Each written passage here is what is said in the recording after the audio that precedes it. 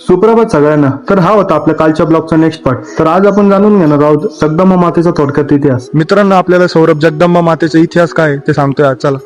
शेतकरी व त्याची पत्नी नांगरत होती आणि देवी प्रकट होत होती. देवीने सांगितलेलं होतं की मागे बघू नकोस.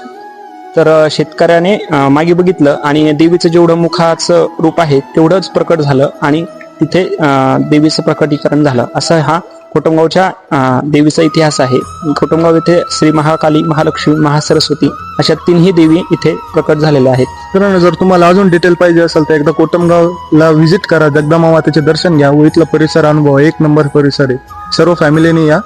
आणि तुम्हाला इतिहास जर बघायचा असेल तर अजून इथं मागे मोठे पोस्टर लावलेले आहे, त्यामध्ये सगळं सांगितलेलं आहे. तर एकदा नक्की व्हिजिट करा.